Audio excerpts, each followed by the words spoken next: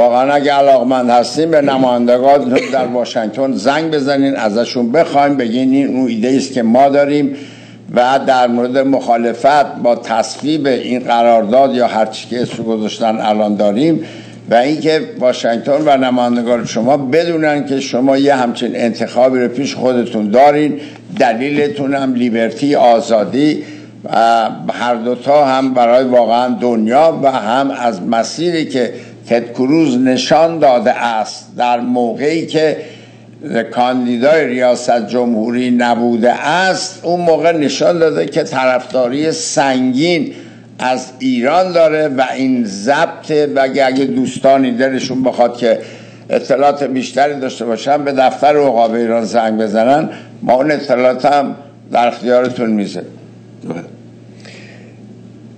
In my eyes, if you go back and you look at the history, the Shah of Iran was, in my eyes, one of the greatest people on the face of the earth. He did more for the Iranian people. His vision of what he had for the Iranian people was fantastic. Russia made the statement when the U.S. helped bring the Shah into power, we will come back and we will have Iran. And that's exactly what they have today. You think a lot of what is being controlled is controlled from the northern part, which is the bear. The Russians are in control. They're gaining control in the Mediterranean. They're gaining control in the Gulf. They're gaining control in South America. Okay?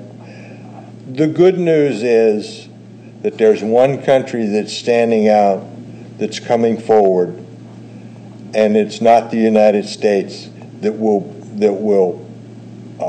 help and that will defeat Iran, and that's Germany. Germany is strategically setting themselves all up around Iran. And on the northern border of Iran, Germany has moved in and taken over. So that they're making big deals of how to control Iran. چون توضیح دادن که همونجور که همتون میدونید اون موقع که امریکا میخواست که یه تسلط برادرانه یا از اطراف با ایران داشته باشه، روسا اومدن و اعلام کردن مفصل که ما برای برگرفتن، داشتن یا پس گرفتن احتمالی ایران برمیگردیم. و حتما ایشون عقیدهش این هستش که این روسا این ایده هنوز تو مغزشون هست و این آمادگی دارن واسه همچی کاری بکنن. صحبت خبر خوبی که داد راجع به آلمان که آلمان هم تو این زمینه همکار ایران هستن، کمک میکنن به ایران که چجور احیانا بتونیم ایران رو بزرگ نگهش داریم و یا اینکه از این مسیر برگردیم. اینا که کتاب می نویسن مترجما بعد میگن نظر مترجم، حالا اینم نظر من مترجم در این لحظه است که انشاءالله برگردیم و با براندازی مطلق جمهوری اسلامی بدون گفتگو ایران رو به افتخارات بزرگ تاریخیش برگردونیم. I guess if you were to ask me, how can I support, what can an individual do to support all this movement, which I call liberty and freedom? You need to contact your representative in Washington, D.C. If you're a writer, write blogs. There's all kinds of blogs out there. You can create your own blog. You have Facebook that you can post on. Get involved in your local community. How do you think that the left changed this country? They started from local, they went to state, now you see they're in the White House. This is how they changed it, okay? So we have to follow that same footsteps, okay? And it's a rough road to go. But like I say, without America in the forefront, the rest of the world is توضیح میدن ایشون که حالا ما چی کار میتونیم بکنیم، افراد و آحاد بشر و ایرانی ها چی کار میتونیم بکنیم؟ ترارام نیست که ما ارتباط پیدا کنیم با نمایندگانمون در واشنگتن، اونایی که میتونن مقاله بنویسن، در فیسبوک میتونن بذارن. همه کار که همه رو شما الحمدلله بهتر از من بلد هستین. تمام این امکانات الکترونیکی در خدمت سیاست و موومنت های سیاسی امروز هست و ایشون پیشنهاد میکنه استفاده بکنین و با نمایندگانتون تماس بگیریم. بسیار زیاد مؤثر است. میگین تنها کاری است که افراد میتونن با. حالا یه سازمانی مثل سازمان عقاب ایران، خب عقاب کار خودشو میکنه تو اون مسیری که داره، جدایی هم نداره، مطلب نمیکنه. ولی افراد، اونایی که میگه خب من یه نفرم، حالا من چیکار میتونم بکنم؟ اون که من چیکار میتونم بکنم، ایشون گفتن کاغذ بنویس، مقاله بده، تو فیسبوک برو، تو وبسایت ها برو، با این نماینده ها تماس بگیریم. وقتی اینا بمبارمان بشن با اخباری ها یا هر کسی داره میاد اونجا، نگاه میکنن میبینن که خب یه جنبش سنگینی داره راه میفته. این پیکچر ما اینجا قطع شده، نمیدونم شما داری یا نه. و از طریق این پیشنهاد ایشونه که بهتره که یه همچین راهی رو بریم و افراد هم بسیار موثرن و تنها نشینن و به این وسایل مختلف تماس میگیرن با نمایندگانشون در امریکا. Yeah, another way you can do it is local school board. Get involved with your local school board. Write your local newspapers. Write your local TV stations. Tell them that you're not satisfied. Tell them you don't think that their reporting is accurate. Okay, school board meetings are very important. City council meetings are very important. Okay, there's look what's going on. They're going to have two guys who are not even citizens of the United States of this country on the city council. You know. یا سوالشون اینه که شما میتونین، چه اینا که تو امریکا دارین زندگی میکنین، با تمام این نهادهای دولتی و نیمه دولتی مثل مدرسه ها، اسکول بورد ها، اونجاها مراجعه کنین. دوستان عزیزان، منم اضافه کنم، منم حق میدم، واقعا تو امریکا خوبیش اینه که یهو میشه با یه دونه کامپیوتر کوچیکی یه دنیایی رو تکونش داد. میگن که در هر نوع امکانی که میتونین داشته باشین بکنیم که این کار بشه. مثلا زدن که الان 2 نفری که تو امریکا هستن به دنیا نیامدن یا اصلا امریکایی نیستن، الان اسمشون جزو بورد اف دایرکتر سیتی لاس آنجلس. و اگر ما بتونیم اون کارهایی که میتونیم بکنیم حقمونه بکنیم.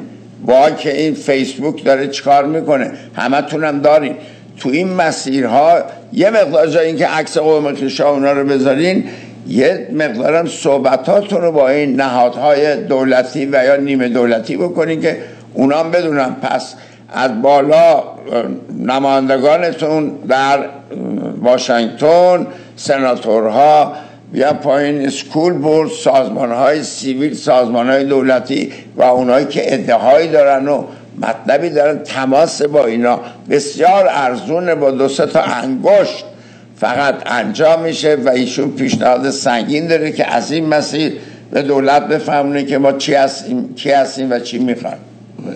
You know, I guess if a lot of you came to this country, I don't know, right after the revolution, and you became citizens, and you had to fight to become a citizen.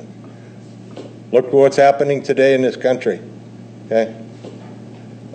You want to come into this country? Go down to San Diego and cross the border. Okay, you're in the country. What do you get? They're on welfare. They get money from the government, etc. Wait a minute, you committed a crime? You go to prison? Wait a minute, we're going to let you out. For example, look at the lady that got killed in San Francisco. Okay, she was killed by a guy that had been deported 5 times. Okay, this is unprecedented, and this shouldn't happen in this country. These are the things we need to change. So if you fought for your citizenship from Iran to come to the United States years ago, I would imagine you would be very upset and very PO'd the fact that this government is letting that happen. Again, you need to write people in Washington, tell them that you're dissatisfied. Tell them that you're not going to vote for them. Tell them that you're not going to send them money. Or you're going to send money to this other guy over here, whoever it be Ted Cruz or Mike Huckabee or whoever, but tell them you're not going to send any more money to them. Don't be afraid to stand up and say, enough is enough, no more, okay? I do it all day long, okay? I don't care if they come after me. If they want to put me in prison, that's fine. ایشون اشاره داشتن به این سیتیزنشیپ، این آدمایی که میان از کشورهای دیگه، خب طبق قوانین امریکا میان سیتیزنشیپ امریکا رو قبول میکنن. همه کاری در این سیتیزنشیپی شما میتونین بکنین. من یه خودم برای ایرانیا بگم، ما عادت نداشتیم با وزارت خارجمون مکاتبه کنیم و فکر کنیم جواب میگیریم، ولی اینجا نه، اینجا خیلی آسون و ارزون و منتظر این نظرات شما هستن. میگه اگه اومدن به امریکاست که خب میتونه از مرز، از اون زیر مرز بیاین تو، بعد میان اینجا نون و آب و خوراک و از این بچه بازی هست. بعد تکلیف سیتیزنشیپی، تابعیتتون چی میشه؟ میدونین که ما ایرانی ها اکثرمون دو تابعیتی هستیم، تابعیت ایران و تابعیت امریکا. بسیار داره فشار میاره روی زمینه که ما که اومدیم تابع امریکا هستیم، سیتیزن امریکا هستیم، باید مثل سیتیزن امریکا عمل کنیم و حقمون رو بخوایم. بگیم به مقامات بالا که آقا ما ناراضی هستیم از شما، این کار که شما میکنی مورد توجه ما نیست، ما دیگه اگه باید فلان جا پول بدیم پول نمیدیم. و هر نوع به هر طریق میشه گفتش که یه نوع تهدیدهای منطقی سبک سیاسی که آقا اگه ما این کار واسه ما نکنیم ما این کار نمیتونیم بکنیم. Jerry, if you don't mind, we have a gentleman from Iran online. Let's talk to him because possibly he's going to be the same way that you and I are. And then we talk together. Thank you. شما روی خط هستیم، بفرمایید. درود بر شما جناب. درود بر شما. یادتون باشه که ما یه دوست امریکایی داریم برنامه رو با هم میگذرونیم. شما صحبتاتون رو بکنیم، بعد صحبتات شما رو باشون بعد از اینکه صحبتاتون تمام شد ترجمه میکنم. زحمت بکشین که خیلی که بالای 10 دقیقه نره. بفرمایید. بله، من خسته نباشید میگم به شما. قبلش خودم رو معرفی کنم، دکتر کیهان هستم از جنبش دانشجویی ایران. با هماهنگی که با خانم ژاله شده قرار شد که من مزاحم شما باشم و صحبت کنم در این برنامه. بفرمایید، در خدمتتونیم. من اول خسته نباشی میگم به شما بابت این که مبدع طرح رستاخیز میهنی هستین برای براندازی جمهوری اسلامی با مشارکت مردم در یک خیزش سیداسا و واقعا بهتون تبریک میگم. قبلش صحبتامو در چند مرحله من دسته‌بندی میکنم و به طور خلاصه خدمت شما عرض میکنم. در قدم اول اینکه مردم باید گروه‌های برانداز رو از گروه‌های جاانداز تشخیص بدن و همینطور که میدونید گروه عقاب ایران از اصلی ترین گروه‌های برانداز هست و ما برای ادامه این کار احتیاج به رسانه و اطلاع رسانی داریم و باید درباره موضوعات مختلف از جمله فسادهای رژیم آخوندی یک برنامه‌های پوششی رو تهیه کنیم و اینکه برای آینده ایران چه برنامه‌ای داریم باید به اطلاع رسانی بشه و مردم از این برنامه به اصطلاح جامع با خبر بشن. این یک. دو، اینکه یکی از مشکلات ایرانیان داخل و خارج این هست که در تشخیص رسانه برانداز دچار اشتباه میشوند، هرچند که اهدافشون براندازانه هست ولی مردم رو به براندازی نمیرسونه. یکی از مشکلات ما این هست که مردم به دنبال رسانه‌های دولتی هستند خب ببینید جناب آقا، یکی از مشکلات رسانه‌های دولتی مثل رسانه‌های BBC، صدای آمریکا، رادیو فردا، دویچه وله، رادیو فرانسه اینه که اینها به فکر منافع دولت مطبوعشون هستن و نه ملت ایران. این یک چیز معلوم و مشخصه و بر هیچ کسی هم پوشیده نیست. ما باید فقط به فکر آزادی ایران باشیم و از رسانه‌های ایرانی مستقل استفاده کنیم. خود استقلال رسانه‌ای که شما باشید این واقعا یک اصل بزرگ در مبارزه و براندازی هست. همین برنامه عقاب یک برنامه براندازانه و ضروریه. این که گفته شده یک نواخته من متوجه نمیشم یعنی چی. به اصطلاح مگر اینجا برنامه فیلم و استودیو و موزیک نیست که تنوع داشته باشه و به دل شما خوش مثلا نشه؟ ما بنابر ضرورتی که کشورمون به زور تصرف شده و آخوندها چنگال انداختن روی کشور و در حال نابودیه، مجبوریم بشینیم اینجا برنامه ریزی کنیم و حرفایی بزنیم برای آزادی ایران. اینجا ما نمیخوایم که سریال پخش کنیم، شو پخش کنیم، تبلیغات باشه. این یک برنامه به اصطلاح برنامه ریزی شده برای براندازی ایرانه، برای اینکه آخوندها از ایران برن بیرون. ما اینجا هستیم برای اینکه مردم رو روشن کنیم، برای اینکه مردم رو دعوت کنیم به یک خیزش بزرگ میهنی. اول باور کنیم که ایران رو فقط خودمون میتونیم آزاد کنیم، نه هیچ کس دیگه. ایران رو آمریکا نمیتونه آزاد کنه، اسرائیل نمیتونه آزاد کنه، کشور آمریکا و انگلیس و 5+1 نمیتونن هیچ کاری بکنن. اگر فقط ما بخوایم و اراده کنیم و قیام کنیم، به هیچ کدوم از اینا که من اسم بردم ما نیاز نداریم.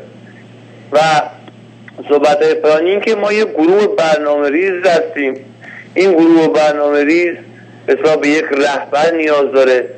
این رهبری که شما الان در حال حاضر در دست گرفتین که باید برنامه ها رو هماهنگ کنه، اطلاع رسانی کنن که این زحمت در حال حاضر به دوش گروه عقاب ایران افتاده و شخص شما که جناب سرلشکر روحانی باشین که نقش ژنرال ارسیسی رو در ایران خواهید داشت.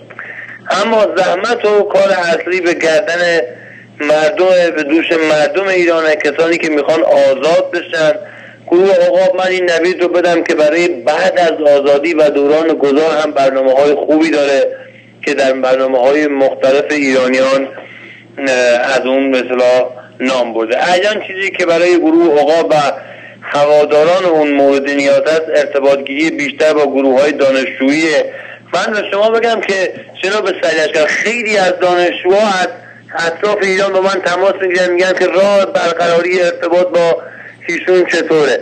من پیشنهاد میکنم که یک برنامه مدون بذارین و از فعالین دانشجویی که حالا یک زمانی در زندان رژیم بودن الان در زندان هستن و کسی ازشون اسمی بره، اینها رو به جامعه معرفی کنین تا مردم با اینا ارتباط بگیرن و اینکه مبارزه بیشتر اون حالت ایدئولوژیک و علمی خودش رو پیدا کنه. و در آخر اینکه امیدوارم در هر برنامه که هر هفته پخش میشه یکی از نمایندگان کارگری و دانشجویی به اصطلاح اجازه حضور در برنامه رو پیدا کنن تا با جمع‌بندی مطالب به یک تاریخ مشترک برای روز رستاخیز و اعتصاب عمومی برسیم. من به جرأت خدمت شما عرض میکنم که اگر این روند ادامه پیدا کنه، همچنان که چند بار تا الان توی ایران شاهد بودیم از طرف دانشجوها، قضیه کوی دانشگاه بوده تیر 78، قضیه همین جریان 88 بوده، دانشگاه تربیت معلم 86 بوده، همه اینها یک حالتی پیدا کردن که رژیم در ورطه سرنگونی افتاده. منتها متاسفانه چون برنامه ریزی نبوده، چون رهبری ایدئولوژیک نبوده، چون هماهنگی نبوده، چون اطلاع رسانی نبوده، اینا شکست خوردن. من مطمئن هستم که این یک جنبش با دوام خواهد بود و سرنگونی رژیم ملاها قطعی خواهد بود، به شرط اینکه ما یعنی شما و گروه دانشجویان، کارگران و معلمان ایران، کسایی که در نقش به اصطلاح مبارز بر علیه رژیم آخوندی هستن، ارتباط دوسویی با هم دیگه داشته باشن. و در آخر از زحمات شما بسیار سپاسگزاری میکنم. اگر هم پرسشی دارین، بنده به عنوان نماینده جنبش دانشجویی مبارز در خدمت شما هستم. خیلی تشکر، خیلی ممنون، بسیار واقعا رسا و کوبنده صحبت کردین.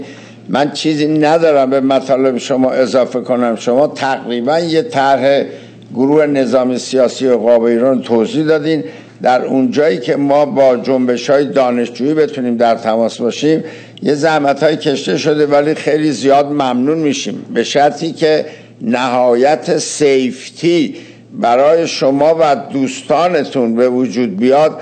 هر نوع امکان داشته باشه، یه نوع ارتباط محرمانه‌ای بین این گروه‌های دانشجویی و احتمالاً دفتر عقاب ایران که شما شماره و تلفن و وبسایت و همه چیشو دارین برقرار بشه. ما با کمال میل استقبال سنگین میکنیم و اتفاقا یکی از پایه‌های بسیار محکم و کوبنده‌ای میتونه باشه که ما در راه براندازی و سرنگونی جمهوری اسلامی بتونیم همپا، کوشا و با همدیگه در یک مسیر حرکت کنیم. حالا من از شما خداحافظی میکنم، یه مقداری مطالب شما رو ترجمه میکنم برای این دوست عزیزمون، بعد منتظر تماستون با دفتر عقاب ایران هستم. شب و روز شما بخیر. He was talking, he's a doctor from Iran. From his voice I realized that he's a young person. He is representing the Iranian student movement, and they say there are too many student movement on that level, and gradually they are starting for their own activity. Therefore, he recommended us to be in contact with them, and he said that he's going to accept one of those contacts to put it together with our office, Eagle of Iran office. I understand that he was explaining the total plan of Eagle of Iran. He was talking about planning, programming, directing, organizing, controlling. All of those was about those 5 steps of management that he was talking. 100%, Eagle of Iran is 100% with him and people like him. And that was exactly about the way that you were talking. Now we have about 10 minutes. I would like you to go ahead in 6-7 minutes, explain a little bit about what you've heard from him and the continuation of your comments, and then I'll come for last 2-3 minutes and we talk together. Go ahead. Thank you. The gentleman from Iran is absolutely right, okay? What he is trying to establish in Iran, he is trying to establish a grassroots movement, okay? And that's exactly what has to happen in the United States. It's basically already here. It just needs to be built stronger, okay? And I wish him all the prayers in his activity back in Iran, okay? Because I dearly love the country of Iran. If I could go back, I would go back. But unfortunately, if I do, they'll probably throw me in jail. That being said, what you can do here in the United States is basically the same thing that he's trying to achieve over there. You know, one of the things that I've found that we have done is we hold house parties, okay? We call them house parties, but it's a strategy meeting. You get a group of fellow people together who think like you do, who want change, who they want to support a given candidate, they want to, they're against the nuclear deal, okay? Form a group, 5 or 6 of you. That 5 or 6 will grow into 10, 15, 20, and it'll keep growing. And then you push your movement out there. attend. If you know somebody who's in the Tea Party and you want to go to their meetings, go to their meetings. Okay, I hear all the time on the news media, this is the way the news media portrays us. Okay, oh, we're racist, we're bigots. Okay, we don't let outsiders come in to our meetings. Okay, I know many blacks who come to our meetings.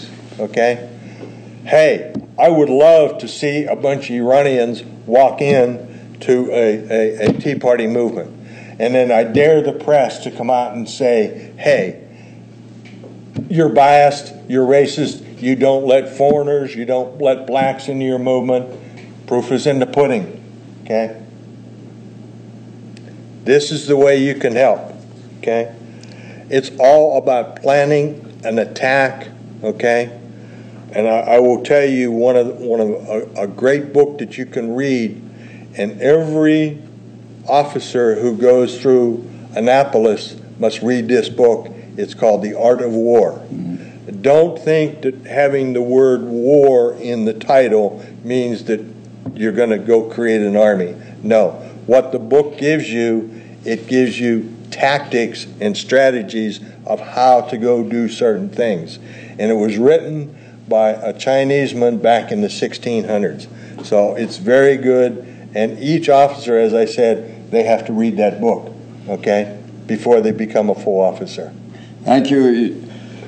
جری ادمایرد تعریف کرد از صحبت‌هایی که این پزشک ایرانی از ایران با ما داشت. میگفتش که اصل قضیه همین باید باشه، باید با همدیگه جمع بشین، همفکری داشته باشین، همکاری در رده‌های مختلف، که من حالا تو این زمینه یه توضیحی به جری خواهم داد.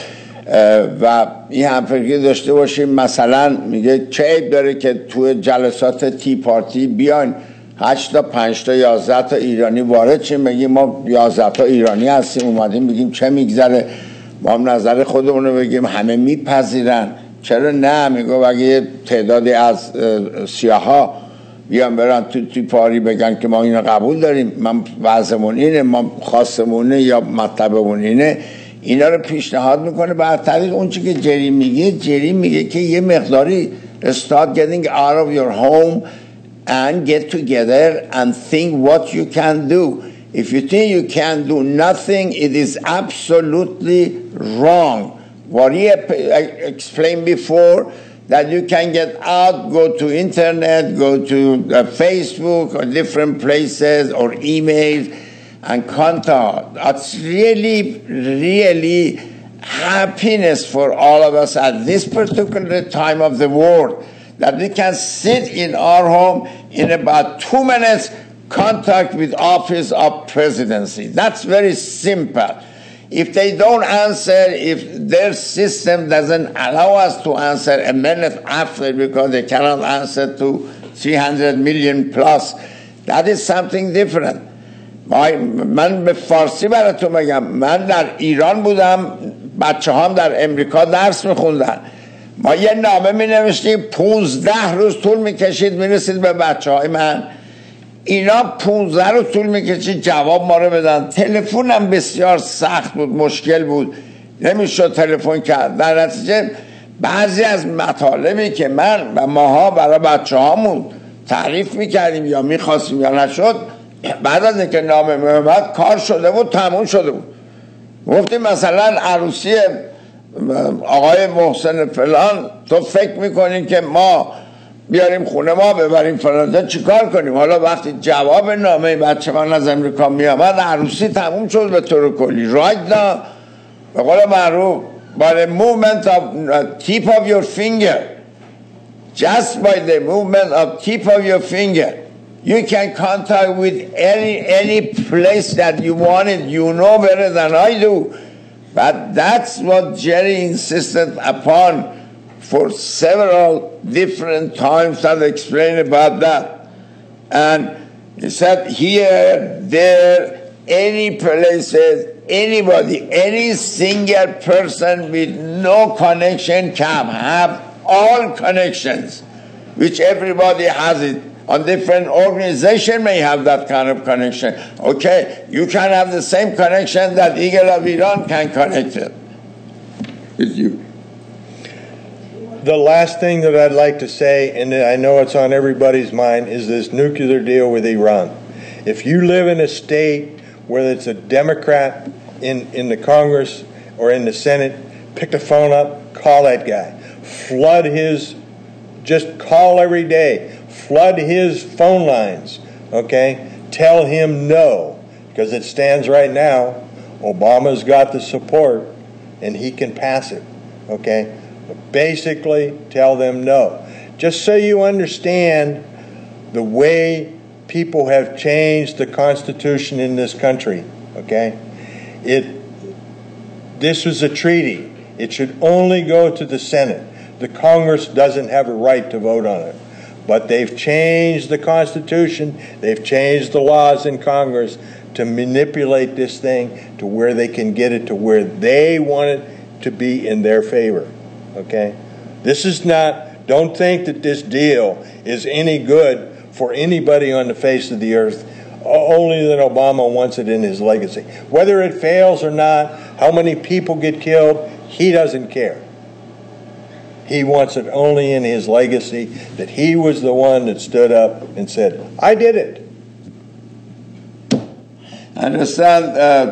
دوباره فشار میاره رو اینه که شما به نام یه آدم زنده بخواهید و بروید دنبالش. حالا یه وقت بخواهید و بروید مثل زمان یک کمی قدیمتر، حتی 30 سال پیش، این کلی زحمت داشت، کلی دردسر داشت. یه نامه میخواست بره دفتر رئیس جمهور، میگه بخوایم به رئیس جمهور بگین نه این کار تو دوست نداریم، این کار غلطه، این کار رو واسه ما ملت ایران باید بکنید و این کتاب رو هم پیشنهاد میکنید که حالا ما این رو از مسیر عقاب ایران براتون یه جوری فسیلیتیت میکنیم که شما بتونید بگیرید. به هر طریق این بحث ها این است که فشار امروز جری، دوست عزیز من و دوست عقاب ایران، همش از اینه که بخواهید و بروید که بخواهید. حرف بسیار خوبیه، گهگاه ما این صحبت ها رو میکردیم ولی نه با این فشاری که جری داشت. ما برنامه امروز تمام مردم، دوستان عزیزان، those who have been listening or his language and my language, I hope be ready for the next few times to come again. Jerry come over here, may some other people come here, and we're going to be together and discuss the whole thing for our people to move a little bit faster and higher and more objectively. Go get whatever we need to get. مردم، ما هفته دیگه صحبت میکنیم از اینکه اون چی که باید میشود و میتوانست بشود شده است. آقایون، سخنرانای رادیوها، تلویزیونها، دوستان، بزرگان، سازمان های سیاسی، رؤسای رسانه های گروهی رادیو تلویزیون، چی شده که همه تو خوابیدین؟ آخه این که نمیشه. یکی یه لغت گاهی میگن که باید هماهنگ بود. بابا اینو گنجیش کم میدونه، بچه کلاس 2 ابتدایی هم میدونه. Jerry, thanks a lot for coming. Thank you, General. I really appreciate it. Thank you very much. And I hope to see you and have you more here and discuss with I'll be more than happy to come. Thank you so much. دوستان عزیزان، شب و روز شما بخیر.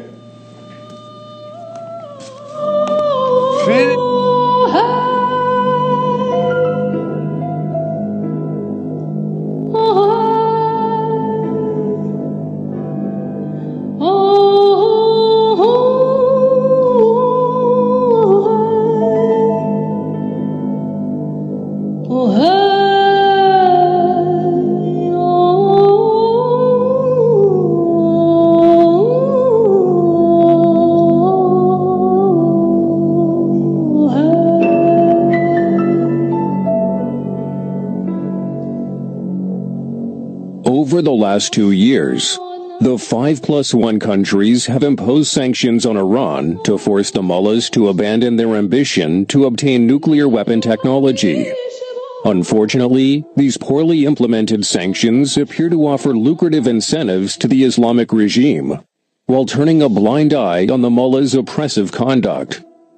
A fundamental concern is witnessing the leaders of the free world sitting across negotiators sent by the tyrants in Tehran. Of course, the leaders of the 5+1 countries cover this shameful act and justify their action by pretending to be negotiating with the elected representatives of the Iranian people. Hopefully, this video clip will open their blind eyes and naive minds. The constitutional laws of the Islamic Republic are deviously structured to impose 3 barriers that prevent the Iranian people from forming a civilized and world-friendly government. The first barrier is in the form of Article 28 of the constitutional laws that limits the election of the parliament only to those candidates who wholeheartedly support the supreme leader. According to this article, allegiance to the principle of absolute authority of the supreme leader is an essential requirement. Of course, you may think that some candidates can put up a show and pretend to be adhering to this requirement just to get over this hurdle. To prevent this situation, another barrier is placed along the qualification process. This second barrier operates like a filtering scheme that subjects all candidates to a rigorous background check. This filtering scheme is supervised by the repressive Guardian Council, whose 12 members are effectively appointed by the supreme leader. As a result, those free-spirited candidates who oppose dictatorship and have the interest of the nation at heart are disqualified and excluded from taking part in the election. The Guardian Council uses the same filtering scheme to turn the election of the president to a staged selection process dictated by the supreme leader. Consequently, the Iranians have no choice but to vote for candidates who are handpicked by the regime. The third barrier blocks the possibility of the parliament enacting any new laws or amending any existing ones that could empower the people and result in reforming this dictatorship. According to Article 72 of the constitutional laws, the parliament is forbidden to enact any new laws that are in conflict with the existing constitutional laws, and this judgment is left to the Guardian Council. Still, to reinforce this barrier even further, Article 92 of the constitutional laws imposes a ratification process on the laws passed by the parliament. According to this article, all laws passed by the parliament must be examined and ratified by the Guardian Council before they can be enforced. Since the Guardian Council is loyal to the supreme leader, naturally any law that could fundamentally reform the regime will be disapproved. Clearly, the facts illustrated in this video prove that the legislation process in Iran is structured in a way that protects the dictator regime. Also, it is evident that the sham elections conducted by the regime are completely staged to exclude the true representatives of the people. So it is unjust and immoral for us to enter into any agreement with the mullahs who are not the true representatives of the Iranian people. Now, we are seriously concerned about the possibility of facing a compromise deal that neither offers a realistic sense of security to the world, nor any political support to the oppressed Iranians. After all, secret deals with tyrants do not prevent wars. Rather, it is the will and actions of civilized governments that uphold peace. So voice your support for the Iranians and demand your government to make the elimination of all barriers preventing the Iranians to elect a democratic and world-friendly government a conditional part of any agreement.